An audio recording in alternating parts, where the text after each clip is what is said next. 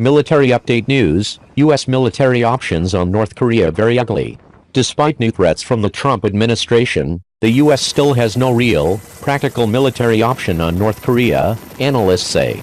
After Pyongyang tested a nuclear weapon Sunday, U.S. Defense Secretary James Mattis said the U.S. has many military options on North Korea and threatened Pyongyang with a massive military response if a U.S. territory or U.S. allies are targeted. But any U.S. military action puts millions of civilians in the South Korean capital of Seoul at risk, analysts say, and is therefore very unlikely to happen.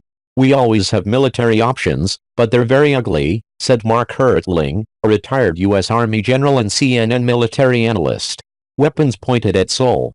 For years, the problem with any U.S. military action against North Korea's nuclear program has been the massive conventional artillery Pyongyang keeps in range of Seoul, a metropolitan area of 25 million people. Experts say North Korea could kill tens of thousands of those civilians, if not exponentially more, using that artillery in retaliation for a U.S. strike on the north. Pyongyang's test Sunday of what is thought to be its most powerful nuclear weapon doesn't change that fact, experts say. But some also say the test doesn't mean North Korea is any more of an immediate threat to the U.S. or its allies. Hertling said that means the U.S. doesn't need to do anything drastic to counter the current North Korean threat. Does North Korea threaten the existence of the United States or any of our allies right now? No, they don't, he said. Technological challenges. While North Korea did explode a nuclear weapon underground, and it has this summer tested what experts believe are ballistic missiles capable of reaching the U.S. mainland, it hasn't shown it can put the two together in a system that works.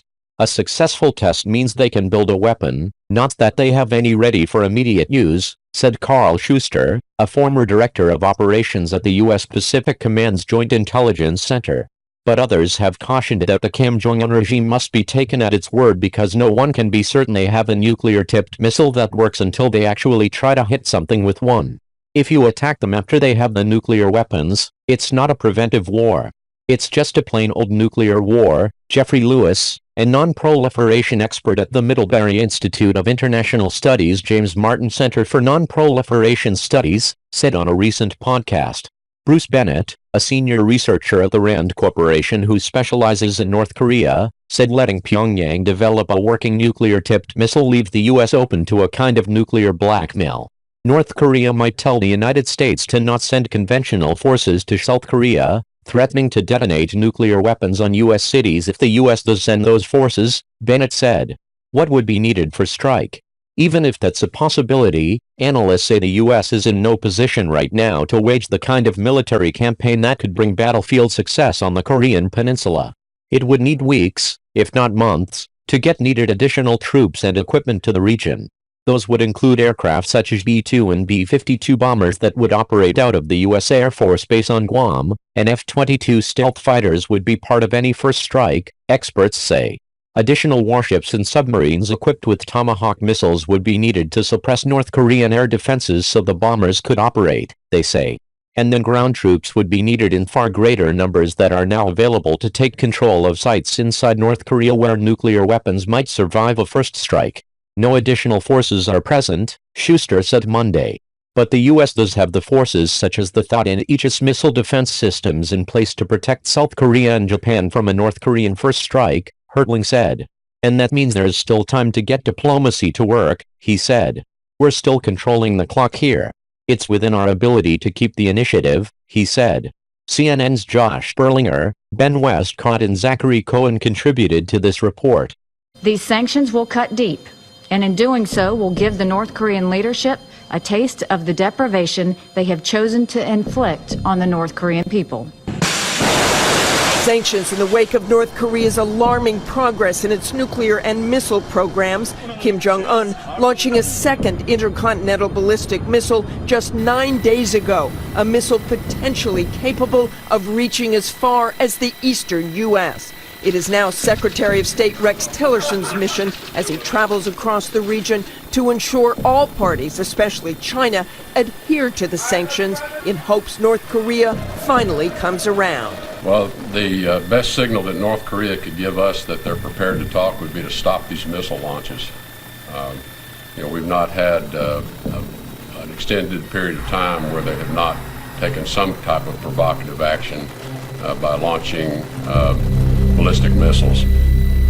And that will indeed be the big test. But whether the North Koreans stop the tests or not, the U.S. will give the sanctions time to bite before taking further action. But Secretary Tillerson said there is no time frame for that. Developing this morning, North Korea says there is no bigger mistake than the U.S. thinking it's safe across the ocean.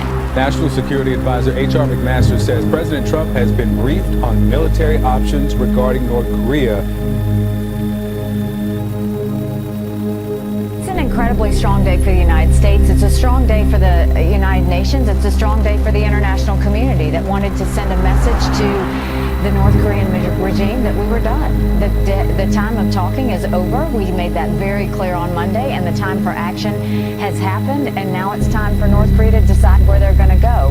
What you saw the Security Council do was a unanimous vote that basically banned coal, lead ore, iron ore, banned seafood, stopped all new joint ventures, stopped expansions of joint ventures, had multiple sanctions designations, and we gave them basically a kick in the gut with $1 billion of sanctions that are going to start, they're going to start to feel right away. It's going to be very strong, and it's time for North Korea to realize we're not playing anymore. North Koreans lining up to watch state-owned TV, threatening the U.S. with a thousands-fold revenge for what they call villainous UN sanctions, warning it's a mistake for Americans to think they're safe. President Trump talking for an hour to his Secretary of State at an Asian summit today, after Rex Tillerson delivered a message to North Korea. Stop testing missiles, then we can negotiate. North Korea's shocking breakthrough in a test 10 days ago, a missile able to reach as far as Chicago, has alarmed the world. That plus what U.S. officials call unusual and unprecedented submarine activity by North Korea, which hopes to develop sea-launched missiles as well, producing a diplomatic win for the White House, while in Washington talk of the potential need to plan for military options. There's nothing like the threat of a ballistic missile landing on your homeland. But you have to look at what North Korea has done. This is a country who has taken all of its revenues and not given it to its people to feed where they're starving, but instead has put it towards an irresponsible nuclear program where they're trying to show their muscle. So what we basically did was kicked them in the stomach, told them to stop, and said we're not going to put up with it anymore, and the ball is now in North Korea's court. They have a big decision to make. They can either respond by pulling back and saying that they're not going to be a part of this reckless activity anymore.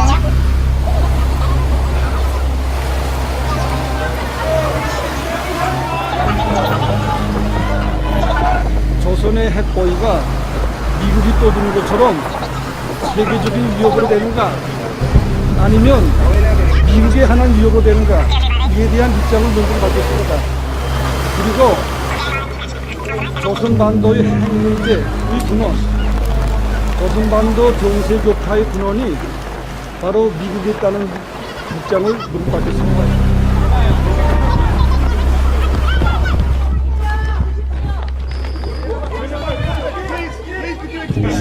절대로 우리의 핵과 탄도로켓을 십상타게 올려놓지 않을 것이며, 우리가 선택한 핵무력 강화에 대해서 단 한치의 양보도 없다는 것을 천명했습니다. China said that sanctions would put a lid on the nuclear capability of North Korea. China was also confident that North Korea will come to the negotiating table. But you know what? North Korea has just reacted to the sanctions just moments ago for the first time, condemning the move, calling them a violation of sovereignty. It also a promise and action of justice. What action of justice really means, we don't know. We just know it's probably a retaliation. Now, they're believed to be capable, of course, of hitting the U.S. We don't know if they will do that. As you know, the international community has been trying to get Pyongyang to negotiate, but that has been to no avail. Pyongyang has been resistant. According to the Seismological Society of America, most of what the world knows about North Korea's past nuclear tests comes directly from work by seismologists. These scientists study earthquakes and energy waves moving through the ground. Nuclear blasts create their own energy waves, and studying them helps pinpoint the location and size of explosions. On September the 10th, 1996, the UN General Assembly adopted the Comprehensive Nuclear Test Ban Treaty. That banned nuclear explosions everywhere on Earth, the atmosphere, underwater, and underground. North Korea is the only country to perform nuclear tests in this millennium, and all have been underground. That makes seismologists essential. In the case of the last test of North Korea, over 100 seismometers of our network detected the explosion, and seismologists very rapidly can determine the location. The Comprehensive Nuclear Test Ban Treaty Organization has more than 300 monitoring facilities around the world. When North Korea tested nukes in 2006, 2009, and 2013, the data was processed and distributed to their member states within 2 hours of a test. Or in other words, faster than North Korea could even go public with news of its own test. To clarify your thinking, the United States has to take prudent military planning into account.